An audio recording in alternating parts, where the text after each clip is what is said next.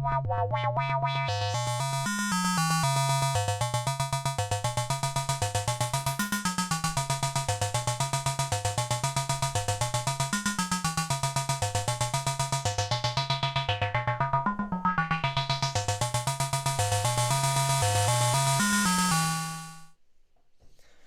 everybody, hope you're feeling all right. My name is Jacob. This is a nice and cozy Thursday afternoon, and we are about to do a second workshop during this week. You had a chance to watch Edward with the MiniBrute on Tuesday, and today I will show you another hardware synthesizer from the Brute family called MiniBrute 2S. Let's start. So MiniBrute 2S, it's the bigger brother of the classic MiniBrute that we have released in 2012. You probably are familiar with it because it was some sort of a game changer back in the day, and it brought the analog domain back into the industry with the cool features and affordable price. So a few years later, around 2.5 years ago, we have released its second edition. It's called MiniBrute 2S. There are two in the family, and the second one is called MiniBrute 2. And the difference is that the other one has a keyboard, and this one has a sequencer. So during this live video, I will just tell you about this machine. We're gonna go through the modules. We're gonna see the architecture, the structure, and to understand how it works and what it can do, how it sounds, from oscillators through the filters, through the cool patch bay that it's on the right side, and then we'll finish off with the sequencer and a few cool tricks that you can achieve with it. So stay with me. At the end, we're gonna have some questions, so make sure to comment on the chat, both Facebook and YouTube, and after the main part, we'll have some time to answer your questions. So let me start with a little sound.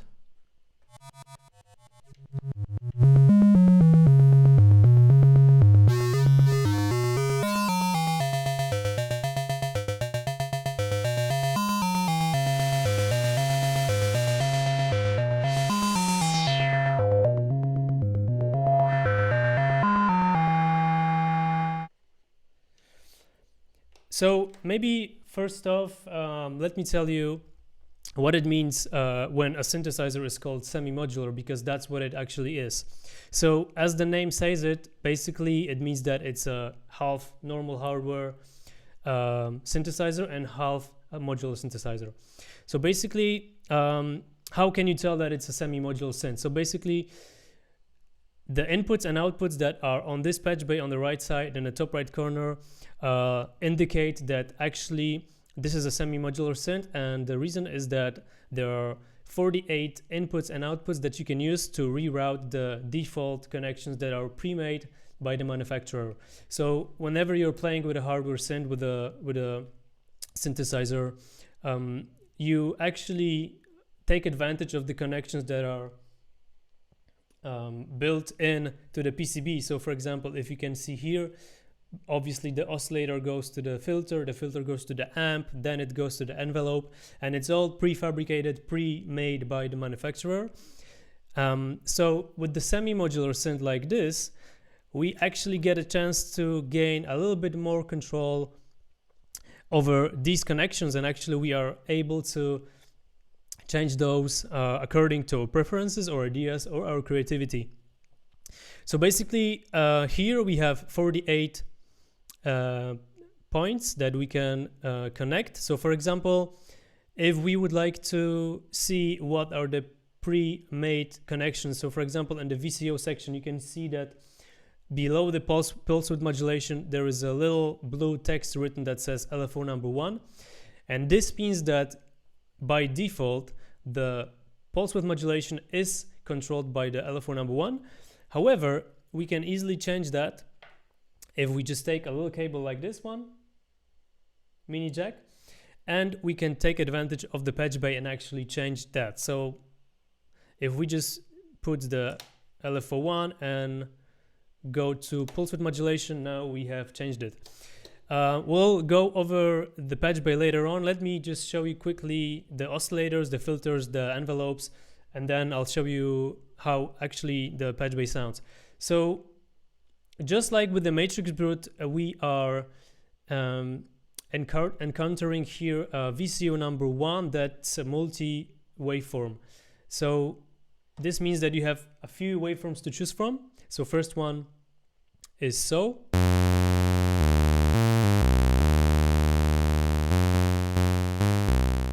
Sounds like this. The second one is square. Third one is a triangle.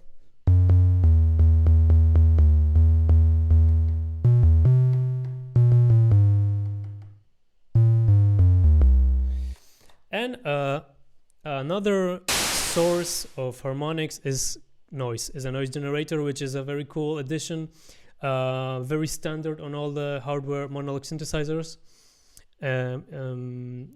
synthesizers, and actually it is a nice additional source to give a little bit of flavor to your drum sounds or bass or pad sounds.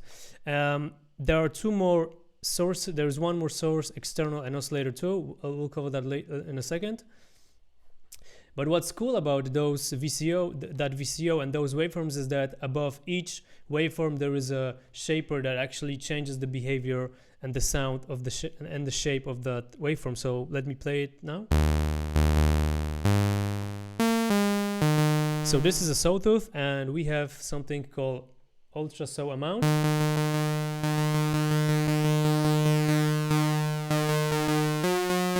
Which changes the shape of that wave, and it actually is copying that wave to create that type of chorus feel.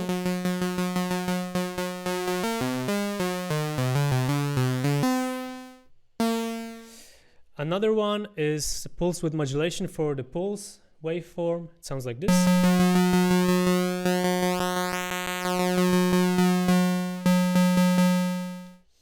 And for the triangle, there is a metallizer, which basically takes the peaks of the waveform and folds those to create that sort of metallic feel.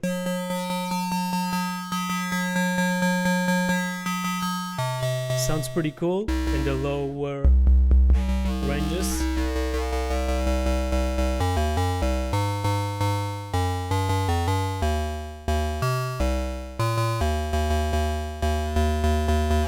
Very nice. And as you can see below those, you also have modulation knobs. So for example, there is a metallizer modulator here. And as you can see, it's by default, it's controlled by the velocity. So if I press the knobs harder or softer,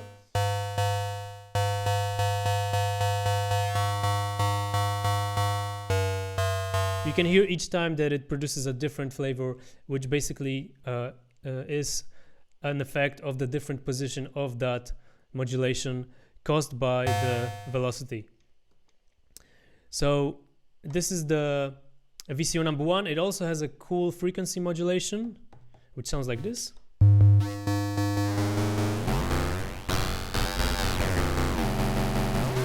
And actually the source of that frequency modulation is the VCO2, and you can hear that, you can see that below the FM knob there is a VCO2 in the bracket in the bright yellow, bright blue color. So you have a nice range of frequency modulation for this, and then you have to remember that there is a VCO knob here which actually changes the behavior of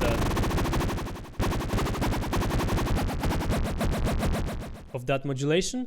And also the VCO number 2 has 3 different waveforms to choose from. You cannot mix them, but there is a nice switch here that changes those.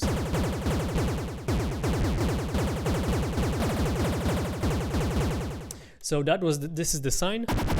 Maybe let's listen to that alone. So this is the sine, and it's quite important because the VCO number 1 does not have a sine waveform, but the second one does have one. You have a tune knob, which can go very, very low. If you listen with the headphones or have a sub bass now, it's probably shaking. My windows are about to break, so I'm gonna change to another waveform. So this is the sawtooth. And pulls as well. So two VCOs. The first one is quite more complex, but the second one is also very cool. And basically, what makes it cool is that it has an LFO mode. So if I play it now, you can maybe hear the very low frequencies that are produced by it. And this makes that VCO actually a third LFO. So I didn't mention the LFOs before. So if you have a closer look on the left side, there are two LFOs. They are identical. They have a few waveforms to choose from sine, through the triangle, square, and two random ones. There is a rate knob that determines the rate of the LFO. And we can also decide whether the LFO is set to clock that comes from the sequencer or whether it works in a free mode. The second one is the same. And as you can see, there is no white or amount knob, but don't think that it's not hidden here. That's why there is a patch bay that allows for that sort of modifications. So we'll cover that in a second.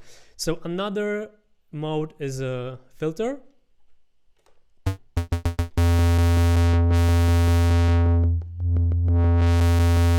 So you get a cutoff, a resonance. So let's hear how it sounds.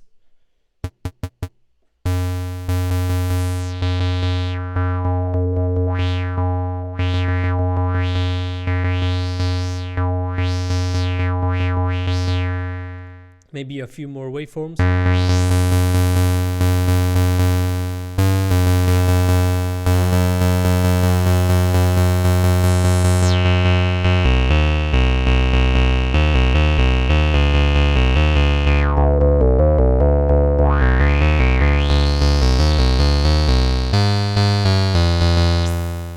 So as you can hear, pretty raw, pretty interesting. And what's very cool about it is that, as you probably have noticed, it doesn't lose any of the low frequencies when you turn up the resonance. So let's try to have it open and turn up the resonance now. So usually at this point, the ones that I have as well and the ones that everyone is using, they tend to lose a lot of the bottom end. But as you can hear, I'm going up, and there is completely no decrease of that low frequencies. So let's go down with the filter now.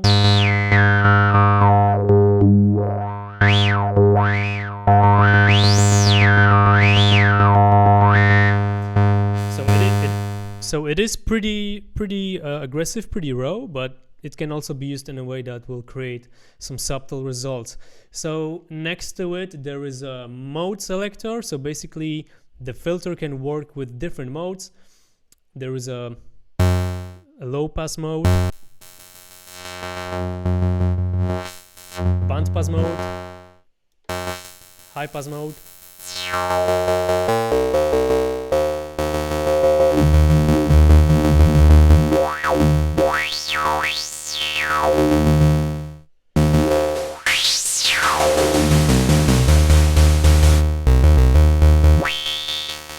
And a notch mode, which basically deactivates the filter. So what else is cool in that section of the filter? FM knob. As you can see, it's pre-routed to the ADSR envelope, and this basically means that you can select the positive or negative influence that the ADSR envelope has on the filter.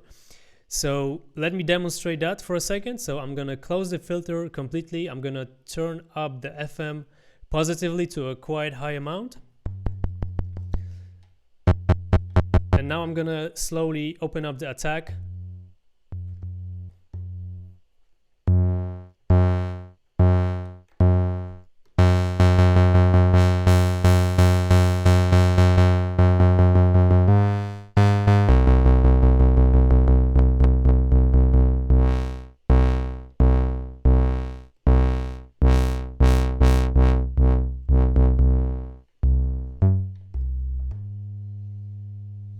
you can hear how the ADSR is affecting it. If we go in the other direction, if we open it up, so now it has the negative influence on the filter. So it's actually the other way around, it's inverted.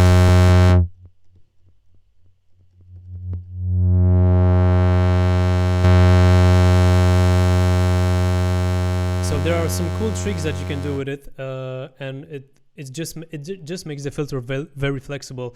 And obviously this knob is not pre-routed and not possible to change.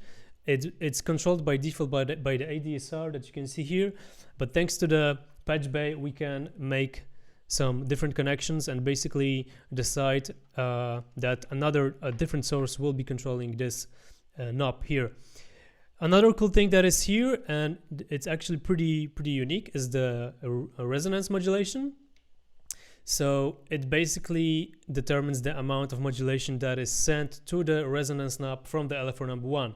So let's try to demonstrate this.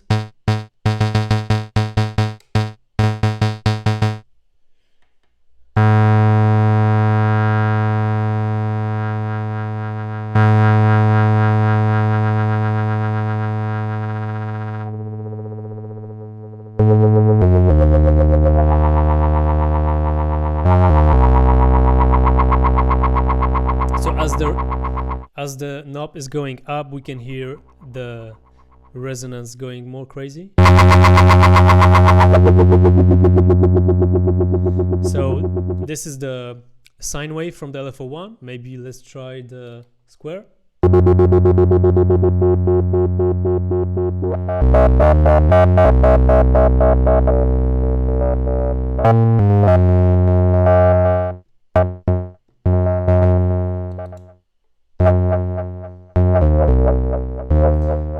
And obviously the resonance can have a negative modulation as well.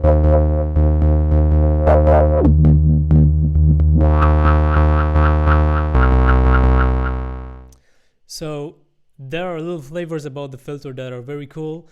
The last one is called Attenuator, which goes to cutoff, and basically what it means is that this is the amount button, this is the knob that determines the amount of the modulation that the pressure has over the cutoff. So let me try to demonstrate it again. The pressure comes from those cool touch sensitive pads. So if we set this knob to the maximum position, this means that the influence of the modulation coming from the pads is set to maximum. Is actually very easy to hear.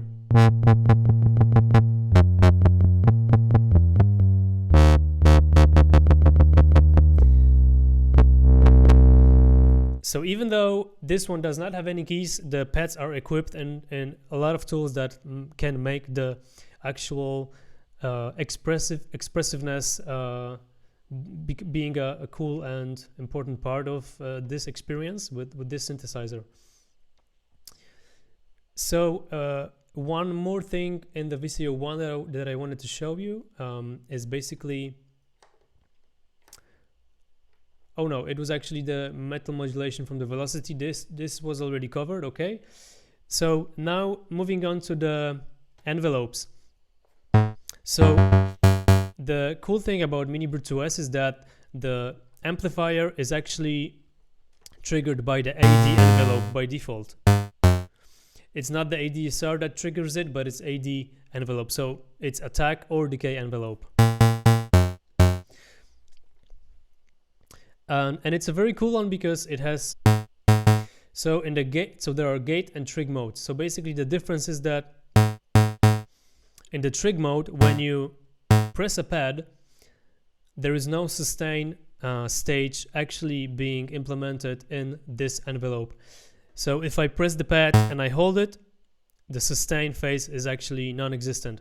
But if we change it to gate, as long as I keep the pad,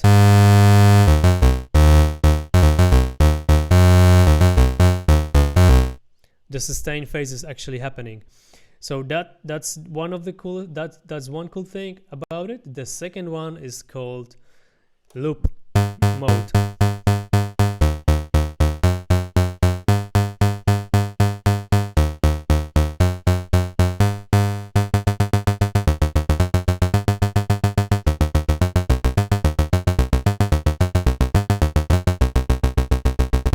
So basically what it does is that it doesn't stop the envelope when the cycle is over. It's actually looping the cycle all over again, and the shorter the decay, the crazier the loop, the faster the loop will be.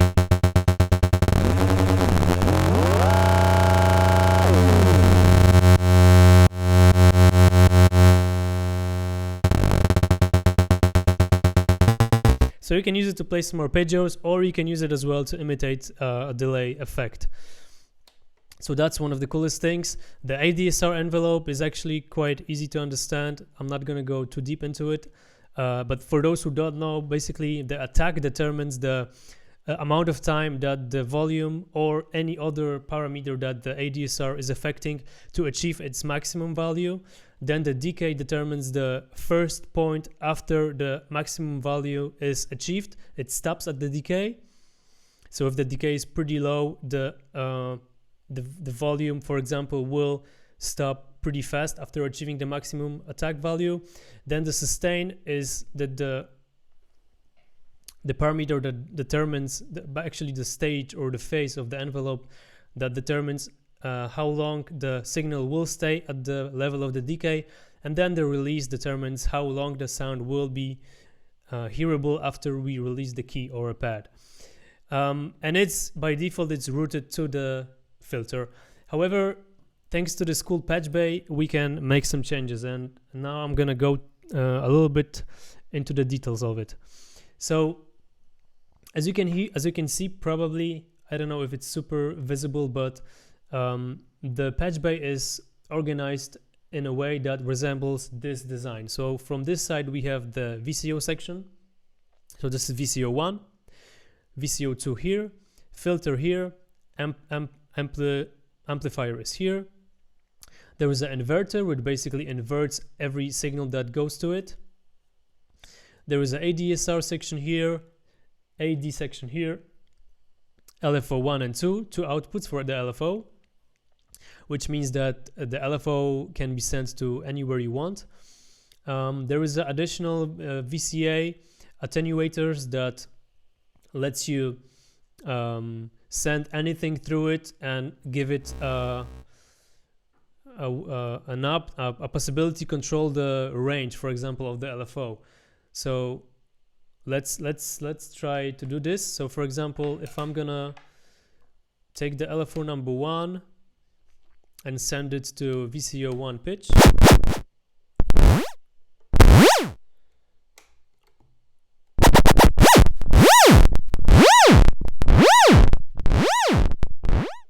we can see that its range is pretty high. It goes from very low to very high. But if we send it through the attenuator, so for example,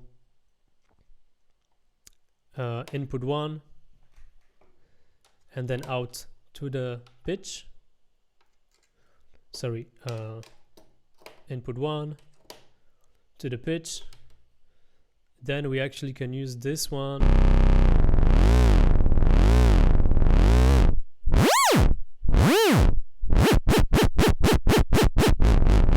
So actually now you can hear that if the position of this parameter is at the minimum value position, it doesn't allow for the LFO to go very into the very extremes, either maximum or minimum. It actually stays in this area. And if I open it up, the LFO it's starting to reach the maximum extreme positions. So that's one of the uses of the patch bay.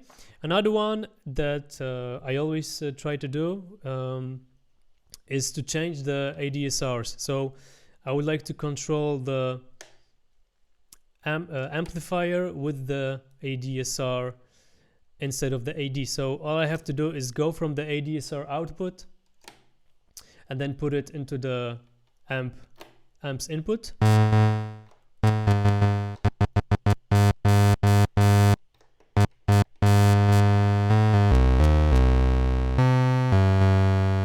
So now you can hear that. Now if it's disconnected, the amplifier is closed because the AD envelope is controlling it by default. And now if I just do this little trick going from ADSR output to the amplifier input.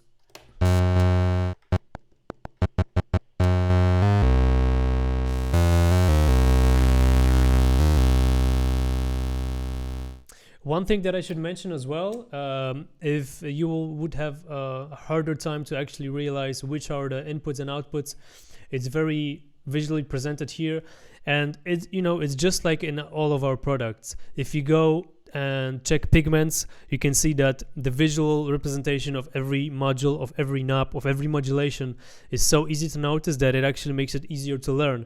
And then if it's easier to learn, that it means that you can master the instrument in a pretty just faster way, and become more creative and in control of your instruments and your sounds. So it's the same with MiniBrute 2S. If you have a closer look, all the outputs that are on dispatch bay are actually presented with the darker font on the white background. So if you see those little areas here, there is a white background and a darker font, and the opposite, all the inputs are presented with the white font on the gray background.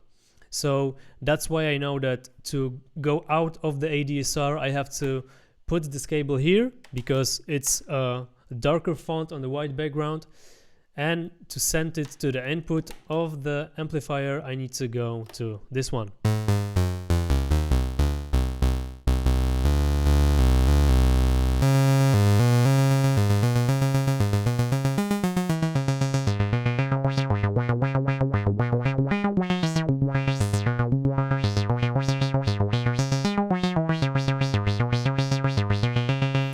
So what I was doing now, I was actually playing around with the cutoff,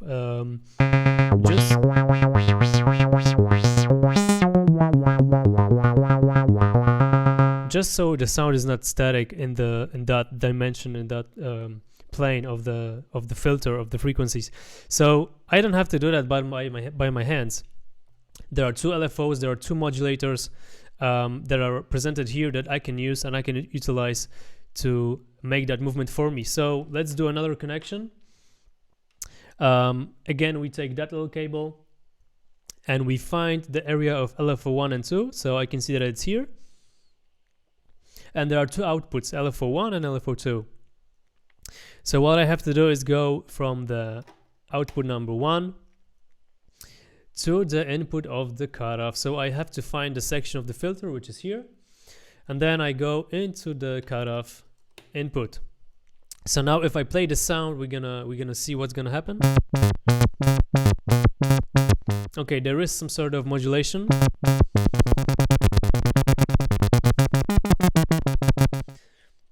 That was in a free mode. Let's see how it's gonna sound in a sequencer mode.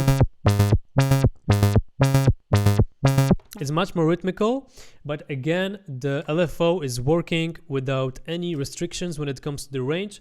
So now I want to send it to the attenuator again. And we can see how it's gonna influence the movement. Oh, much more nicer.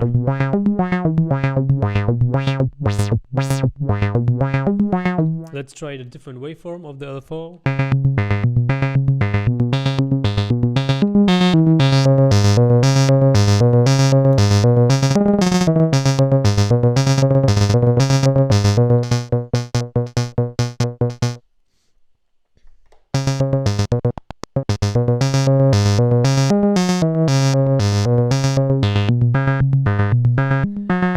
What else we can do? We can try to modulate the resonance. It's the same LFO number 1 doing that.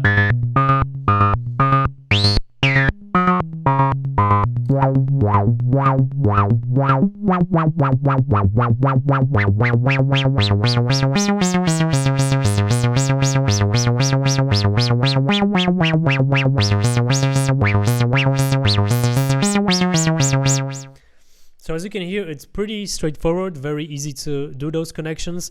And you know, it's so much fun to just take a cable and do those. The downside of this is that once you take it off, the sound is gone. And now I need to figure out how it was actually before. But you know, all the learning experience comes from this. If you're gonna spend some time with that sort of machine, you're gonna be knowing much more about the synthesis, which then will allow you to create your sounds and design your sounds in a much more straightforward manner. You're gonna know what you're doing because you're gonna know how the signal is moving from one direction to another, and then it's gonna become a muscle memory.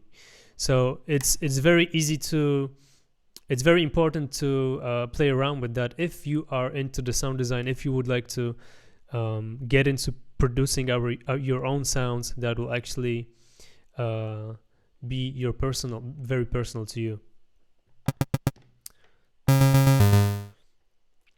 Okay, so now so let's continue maybe to fully explore the patch bay. So we've stopped at the ADSR, so ADSR, the full one and the AD, and then we have LFO 1 and 2. We have attenuators, sequencer, and MIDI section as well. So we can, for example, plug another keyboard to it. If you don't want to play the pads, you can just plug the keyboard, and that will allow you to play it in a more classical way. And now let me quickly tell you about the sequencer, because the thing that makes this synthesizer very cool and unusual and different is actually the sequencer. So basically, the way it works is that you have 4 banks of presets, and just to be precise, these are the presets that remember the notes positions. It doesn't remember the position of your knob, so this instrument is not focused on saving your presets and saving your sounds. It's more about constantly going back to the drawing board and making your sounds from the scratch all over again. But in my opinion, usually what's very important is the harmony or the melody. If you can have the information about your melody, you can go to another synthesizer, whatever machine. You can go from synthesizer to a cello and still play the same melody with the same emotions. So this one allows you to do that. So there are 4 banks. To access those, all you have to do is to press load and then switch that knob. So bank A, B, C, and D. So to load the project, all you have to do is to click load and then press one of the buttons that is turning into the blue. All the blue ones are actually full, and if it's presented in that color, it means that there is some sort of information in that pattern. So let's pick the first one.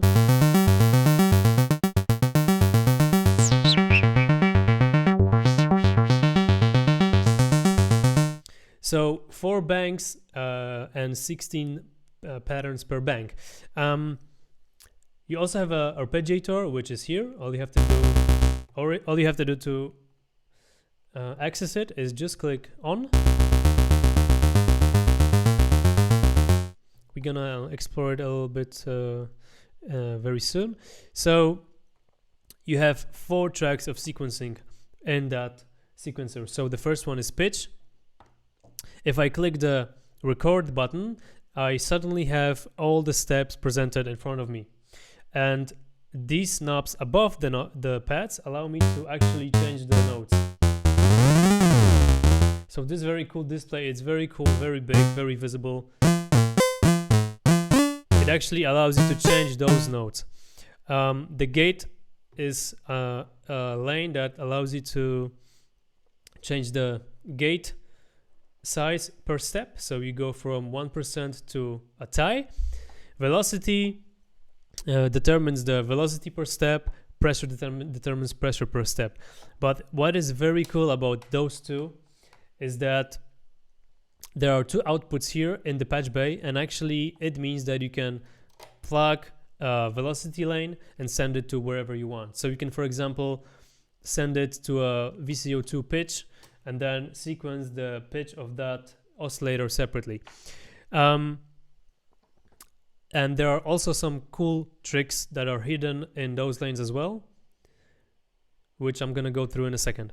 So let me just show you how to erase a pattern and then how to produce a sequence from the scratch. So all you have to do is you have to press erase, and then you have to erase, and then you have to click this this pattern that you would like to delete.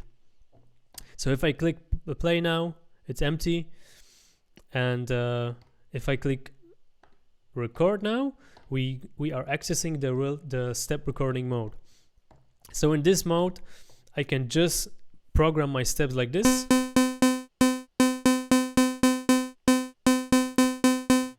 And I know that they're all on the same pitch.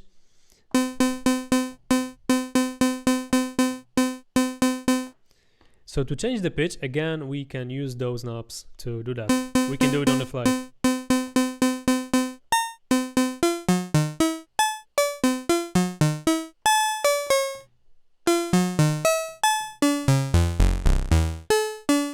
What we can also do is we can change the octaves. All you have to do is to press this button and then octave plus or minus. The range goes 3 octaves minus and 3 octaves plus. So I don't like that one, so maybe we can delete it. So all you have to do to delete it is just to press those pads again. If you can see on the camera, all those pads where the information is programmed are turning red. You can probably see it. So another functionality from the sequencer is that it can produce 64 steps. So all you have to do is to press shift and then press 64. So now the sequence is 64 steps long. So let's program something and maybe try to make it sound cooler.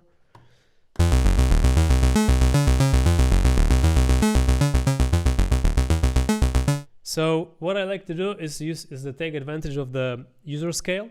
So through the MIDI control center, if you connect this guy through the laptop, you can set your own scales. So what I'm gonna do is I'm gonna press shift and then click user. And now I am in my own scale. And what it means, basically it means that whatever knob I am going to turn, it always will stay in key. So I don't have to worry about being out of key when I play live or when I just jam in my studio.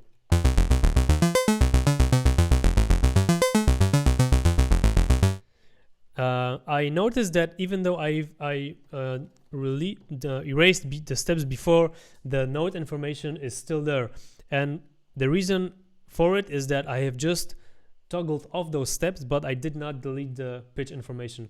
So to delete the pitch information, we have to press erase and pitch. And now if I'm going to program some steps again, they are in the same note, they are done from the scratch.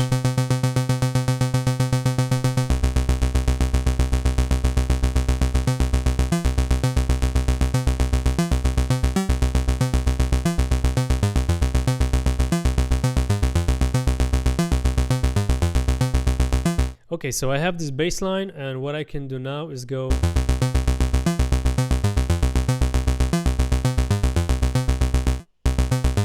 to the gate line and produce a tie, maybe here and there.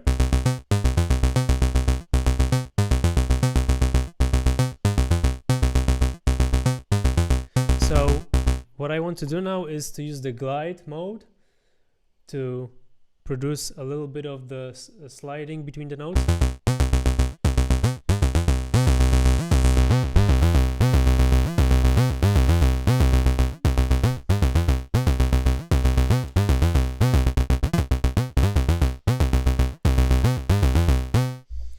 So that's very cool, but maybe I would like to introduce some sort of a movement to that sound. I don't want to end up with a constant sound that is just boring. And to do that, I can enter the third lane, which is called velocity, and I can use that velocity mode with the patch bay to actually change the routing of that. So I don't want it to be just the velocity, I would like it to control the cutoff per step. So that's very cool. So all I have to do is go from the output of the velocity /mod1 to the input of the cutoff.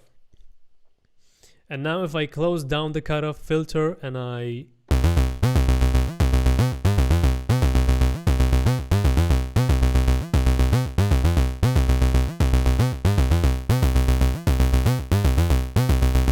if I go to this line, and close some, actually I need to close all of them.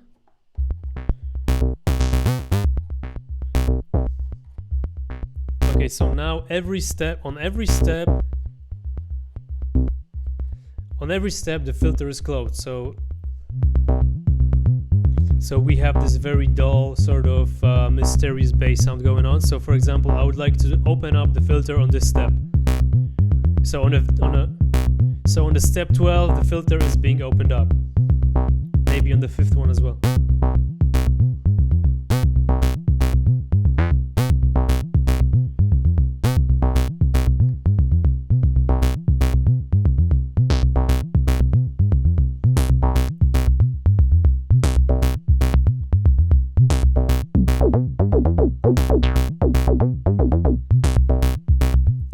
It's slowly starting to become something a bit more interesting. So what is also happening is that the resonance knob is set to a pretty high position. I also have the LFO controlling the resonance modulation a little bit. And now all I have to do to bring alive into the sound is to turn the FM knob, which basically is the ADSR controlling the filter.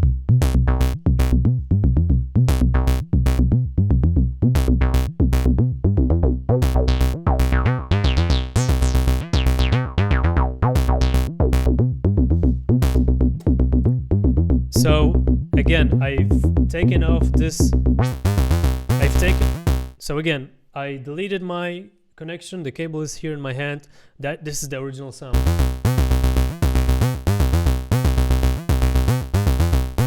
So pretty cool in terms of melody and pitch information, but quite boring when it comes to the character.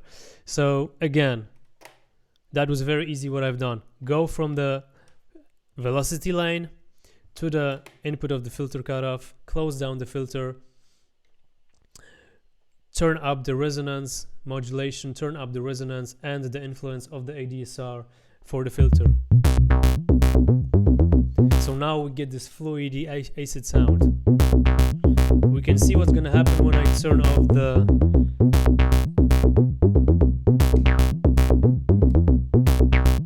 LFO.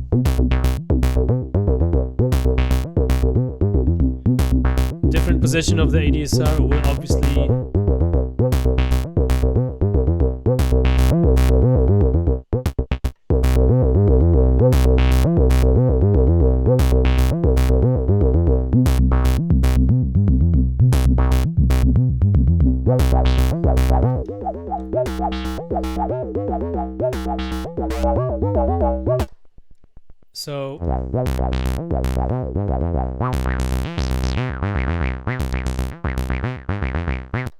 So we had those three waveforms playing together.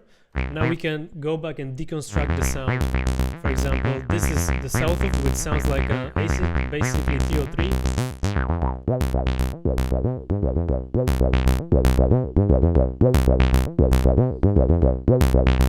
Maybe we can introduce the triangle to give us a little bit of the bass.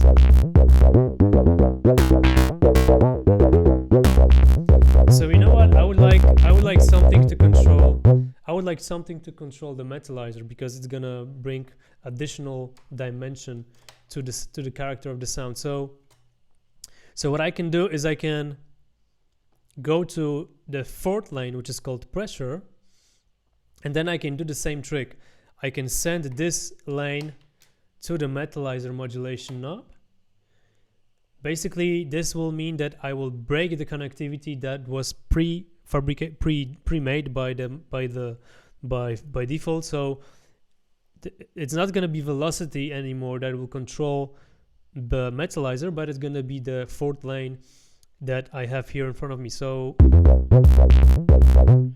let's check it out. I turn on the recording button to step into the recording mode. So we can hear a little difference.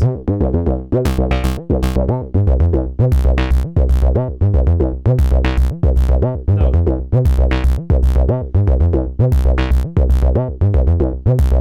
you can hear on the 8th step. So turn it up.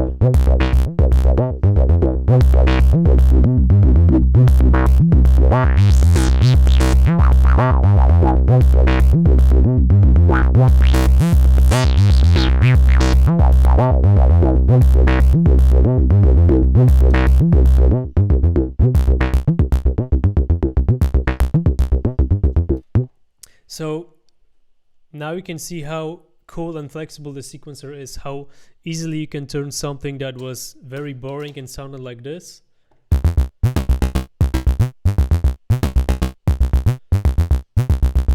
to something that sounds more like this.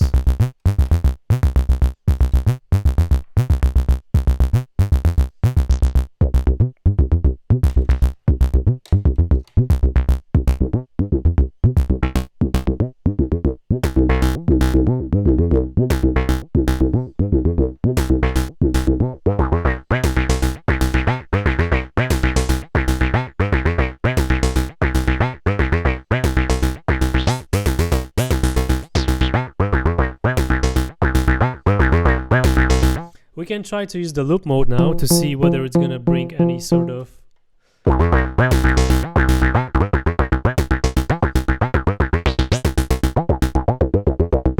so now we can hear how it produced those additional steps in between those that were there before. So now it's quite faster.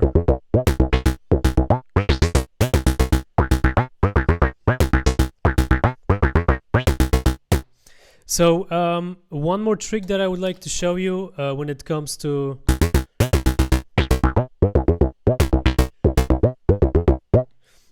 when it comes to the sequencer. So the hidden trick in the sequencer is that it can work as additional LFOs or envelopes as well. So all you have to do is you have to press this button and then turn the dial right or left.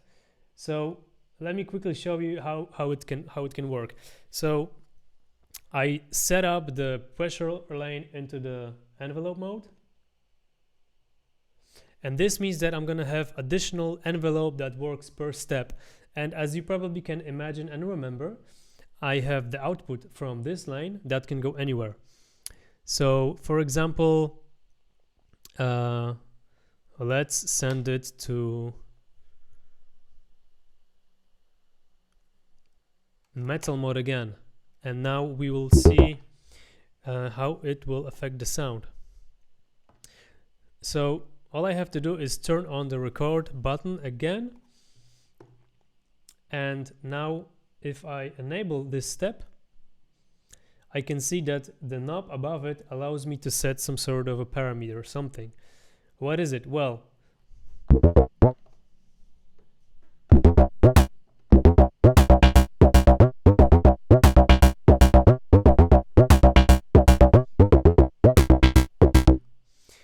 what it is actually the decay of the step per that controls this parameter. And if I turn shift and turn it again, it actually sets the attack. So what we can do is that we can extend the length of that sequence to 64 steps, the pitch as well. Maybe this will be much more visible with the filter. So I'm gonna go from the pressure 2 to the filter.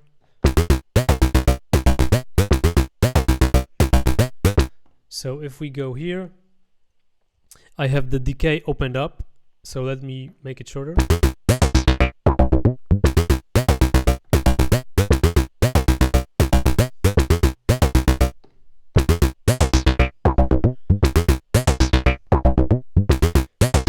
So now we can hear that every time this step is triggered, it actually closing the opening up the envelope and closing it again. So if I set its attack to a longer amount, higher amount, now you can hear that it takes more time for the filter to be opened, and this can be done per step. So let me do additional envelope on this step. I can activate it like this and then set the attack time. So you can hear that it behaves in a different way than this step, and it actually resetting all that data from this step.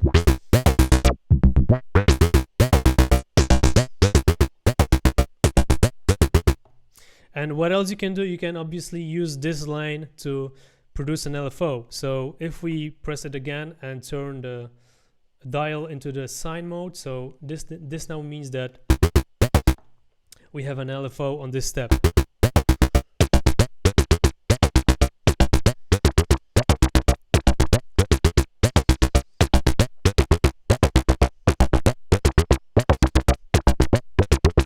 So you can determine the rate of the LFO, and with the shift, the amount of the LFO per step. So for now I have fourths, and then on this step I can decide to work with different time division.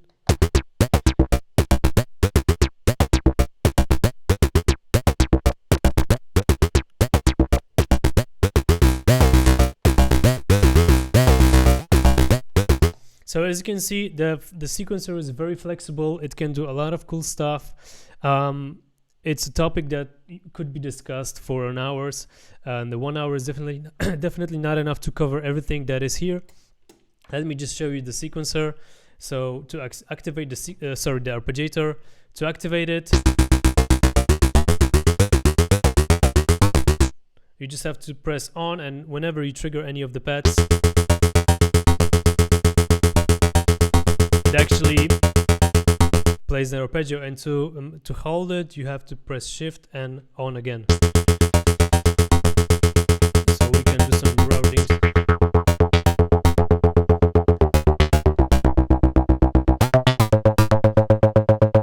And you can change its time division from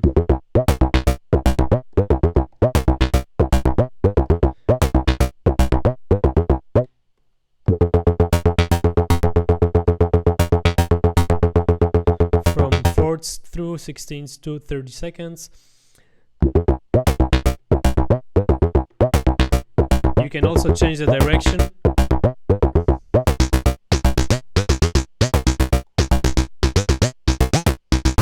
You can change the direction of the sequence from forward to reverse. So now it plays in the reverse. You can use the alternate mode, which makes the sequence go in the forward and then in the backward direction. And then you can use the random mode as well. So press shift and turn on the random one.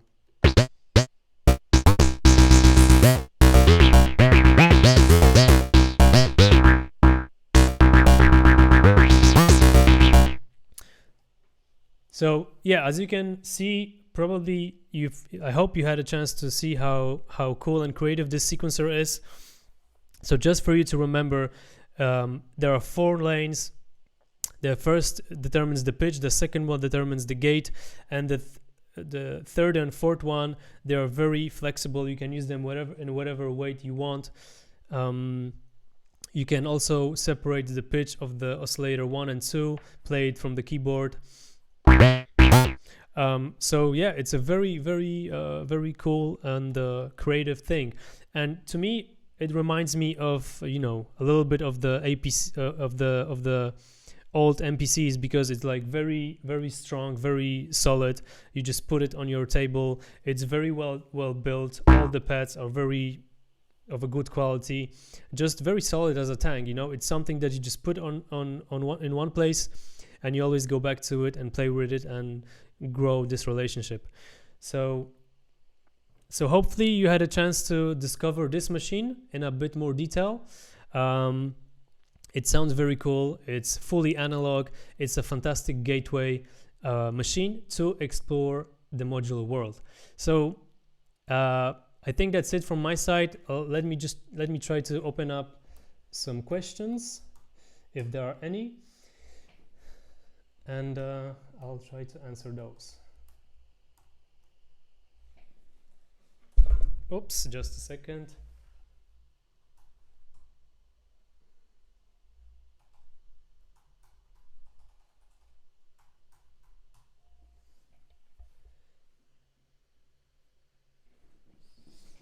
Okay, let's see. Does the second VCO frequency knob have a multiple resistance potentiometer? So basically, it's a single potentiometer with different resistance behind it to set the tune ranges. So you can determine. Let me just maybe show this quickly.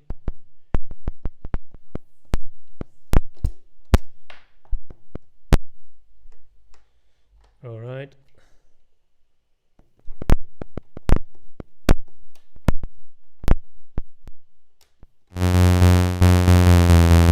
So there is this. Let me just switch the cameras. So this tune knob works in a few ways. So the first one is fine, which gives you this range. Then there is a mode called all, which gives you a much wider range. So you can go from like very low cycles to very fast cycles. And the third mode is called LFO. Okay, another question. Can the loop function of the AD envelope be triggered by a drum machine? So there is no input for loop on or off, but when the AD is set to gate plus loop, it will loop when receive a gate and stop looping when the gate stops. So that's what you can do with it. Another question: is it possible to sync the LFOs?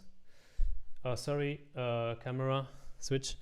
Is it possible to sync the LFO? Yes, both LFOs have a sync switch, so you can see it here. So maybe let me just quickly demonstrate this to you.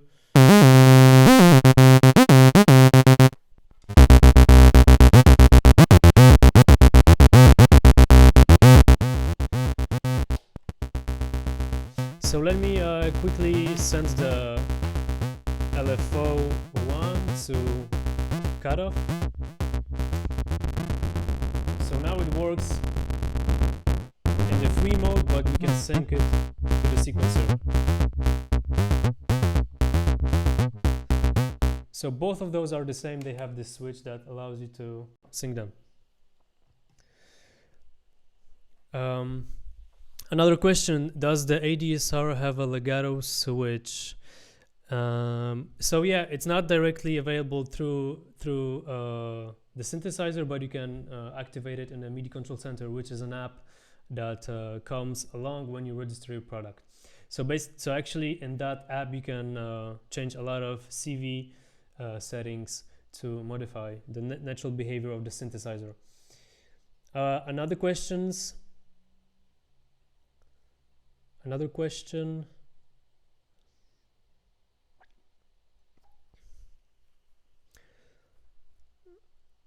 Can you advise why the audio input is so quiet when bringing in external signal? So it's meant to receive the module signal, which is 10 volts. But from my experience, if you send it to the master, which is here, to this input, it's gonna be a bit more louder than the external one. Another question: can you show how to transpose an entire sequence at once? Yeah, sure.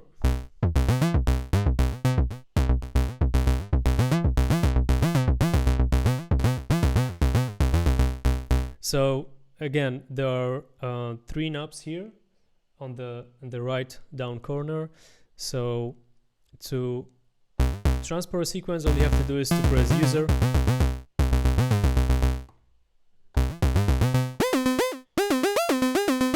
press the transpose and octave minus or octave plus.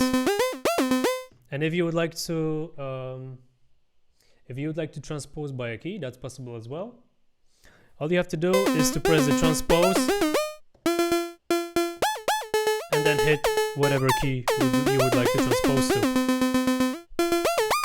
So this button here, which says user, but below there is a transpose information, is crucial, and you can use it to do transposition. Another question, can you export sequence to MIDI? No, but no, actually that's not possible, but the sequencer is outputting the MIDI, so you can actually record your sequences in real time in your DAW.